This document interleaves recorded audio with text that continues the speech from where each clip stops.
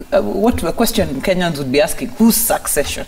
You know, what exactly is Murkomen talking about? And I think what Murkomen and co are doing is not serving neither them, nor the government, nor the Kenyans, you know? So if you look at, I've seen even comments by, apart from the comments by Murkomen, I've seen comments by Sudi, maybe on Facebook, you know, making really cantankerous remarks on this issue. And you can see the comments by the people who follow him. And you know, they've told him, my friend, let everyone carry their own cross as far as this matter is concerned. And these are, you know, so I think they are losing, and this is why I said at the beginning that we must be very careful not to politicize this process. And what I think what Murkomen is trying to do there is to maybe appeal to a political base, a certain political base, but in the very wrong way. Because when he mentions succession politics, because he's a supporter of the deputy president, all of us start thinking, so is the deputy president part of this mix? So is prosecuting Rotich then, you know, targeting the deputy president? Or, and so should we bring the deputy president into this? Does the deputy president know something about this Arror and Kimwarer? And who does that hurt? Probably he does. Gladys Wahungu, probably he does. Let's listen into what he had to say a few months ago in relation to the investigation into the two dams.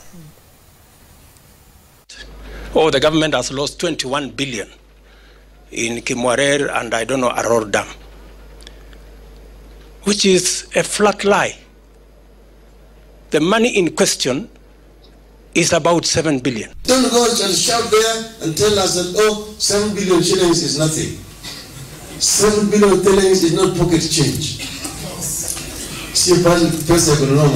Forget about focusing on the petty politics of 2022 and William Ruto and some mandacinomics you have been telling us about. Ruto must go to the police and make a statement. He should tell us where he has gotten the figures of 7 billion shillings. Don't come and tell us that it was not 20 billion, it is only 7. Let the investigating authorities complete the investigations. Who are you to tell us? How did you know?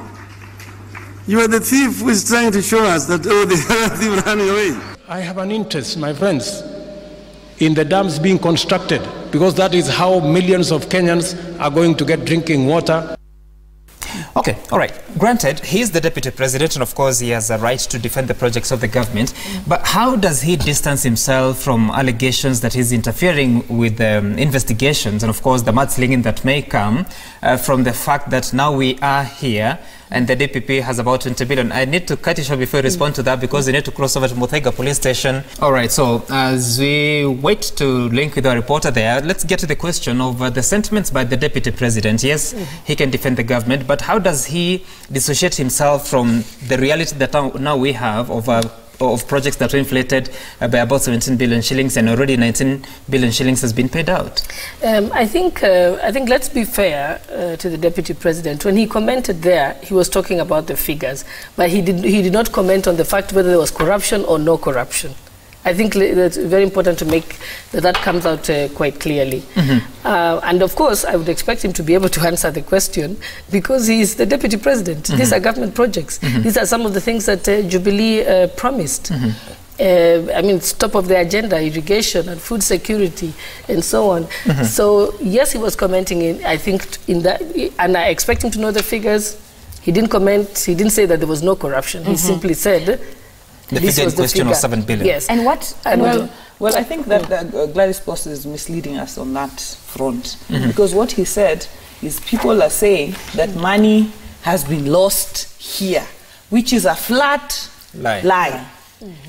In any case, you're talking about 21 billion, but it's only 7 billion that has been paid out. And that money has been underwritten. You remember that statement. It is, you know, there is a performance bond on it. It is money that can be recovered. So that if you listen to that statement a bit more beyond that point. So what the deputy president said was that somebody was concocting lies that government projects, that there was corruption in government projects. At the end of the day, what business does Honorable Murkomen have going to DCI as we saw him there and trying to sort of appeal on behalf of CS Rotich. Well, I think and what does that say about I think he went in, I think it's, I mean, what we hear from the papers, I don't know this for a fact, is that he went there as a lawyer. So I think he was representing some of the individuals that are there. But also, secondly, remember, he's Senator for Elgeyo Marakwet, where both the dams are. Okay. I needed to hear your voice before we take a break, in 30 seconds maybe.